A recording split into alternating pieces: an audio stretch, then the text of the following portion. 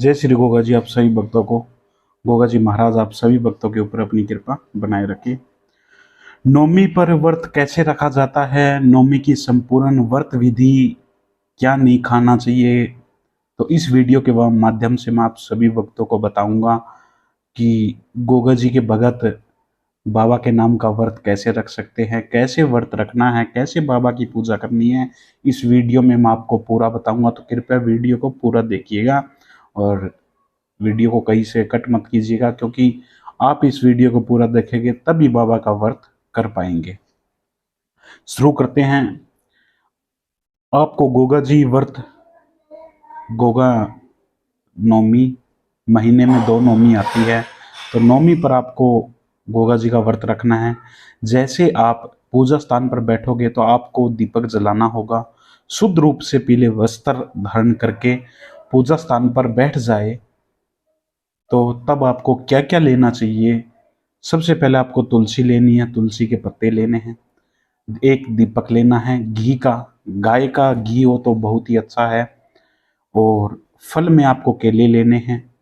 और उसके साथ साथ पूजा स्थान पर घंटी होना बहुत जरूरी है, क्योंकि घंटी के बगैर भगवान जागृत नहीं होते हैं। एक लोटे में जल डालकर जरूर रखें।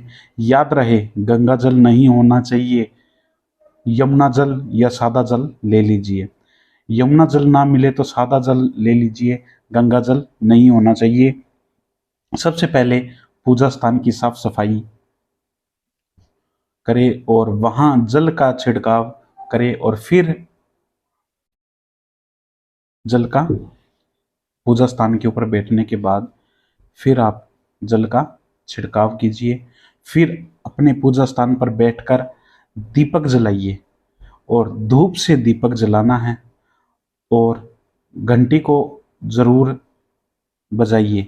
यानी कि जब आप गोगा जी महाराज को दीपक जलाएंगे धूप से, तो घंटी जरूर बजाइए, और अपने दाएं हाथ में जल को, दाया हाथ है, दाएं हाथ में जल को लेकर और एक संकल्प लेना होगा आपको। आपको संकल्प कैसे लेना है? यानी कि आपको अपना नाम, अब मेरा गोत्र ये है, मेरे पिता का नाम ये है, मेरे पति का नाम ये है, मैं इस जगह मैं यहाँ का स्थायी हूँ, निवासी हूँ। आज हे भगवान विष्णु के अवतार गोगा जी, मैं नवमी का व्रत कर रहा हूँ या कर रही हूँ, और मेरी ये मनोकामना पूरी हो जाए। यहाँ मैं व्रत पूरा करता हूँ, वहाँ आप मेरी मनोकामना पूरी कीजिए। यहाँ आपको संकल्प पूरा हो जाता है। आपको ऐसे संकल्प लेना है हाथ में जल रखकर, और आपको हाथ में लिया जल है वो उंगली के माध्यम से नीचे छोड़ देना है। आपने संकल्प लिया है, संकल्प उंगली के सहारे नीचे छोड़ देना है। और संकल्प के बगैर कोई भी व्रत और कोई अनुष्ठान पूरा नहीं माना जाता है।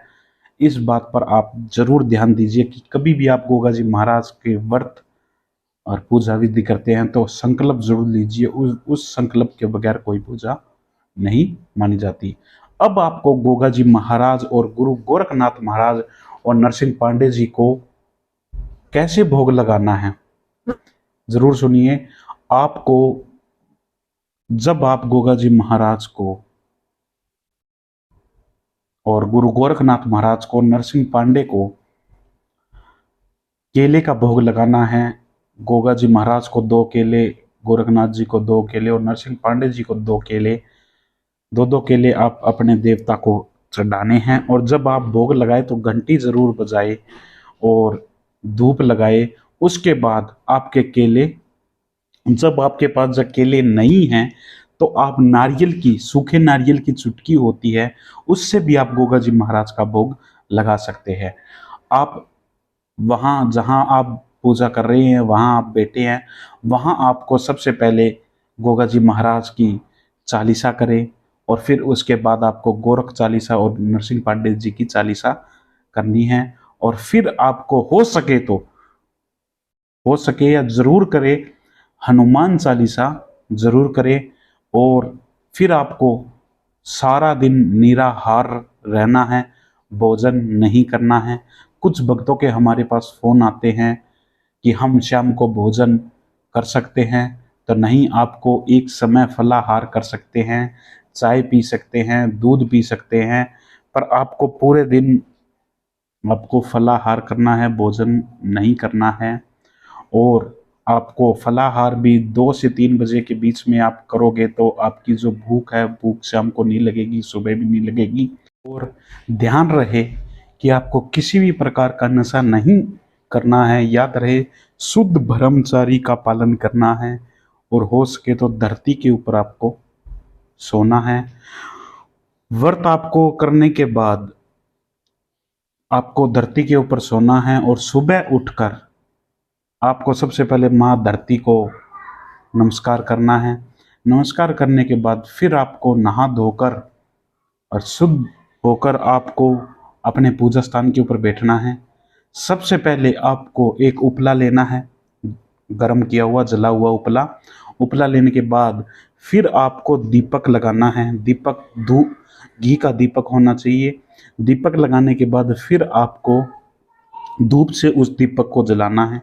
जलाने के बाद जो उपला था वो दीपक के पास रखकर सबसे पहले आपको 2 या 3 बूंद घी की उस उपले के ऊपर डालने हैं। डालने के बाद गोगा जी महाराज स्वयं आपके सामने आ जाएंगे, प्रकट हो जाएंगे और आपको यही कहना कि बाबा, मैंने आपके नाम का व्रत किया था, आप मेरी मनोकामना पूर्ण जरूर करना। और फिर बाबा आ जाए, उपले पे जोत पर आ जाए। फिर आपको जो आपने भोग बनाया हुआ है गोगा जी महाराज का, आप हलवे का भोग बना सकते हो, आप पूरी छोले का भोग बना सकते हो, आप चूरमे का भी भोग बना सकते हो। वो आप गोगा जी महाराज को वैसे उपले के ऊपर भोग लगा दीजिए। लगाने के बाद आपका जो व्रत है वो पूर्ण हो जाएगा। फिर आप भोजन कर लीजिए।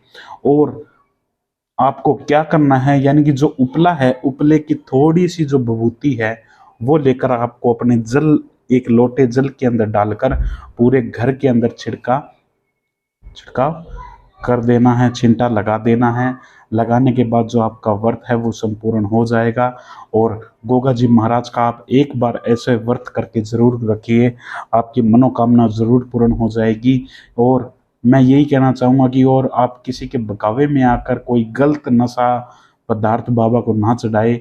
ऐसी चीज़ें चढ़ाने से आपको बहुत ज़्यादा नुकसान होगा, पाप के भागी बनेंगे, आपके सब काम बंद हो जाएंगे। फिर आप ऐसे ही घूमते रहोगे, फिर भी गोगा जी महाराज कुछ नहीं कर पाएंगे। ऐसे गोगा जी महाराज को भोग लगाइए और बाबा का व्रत रखिए।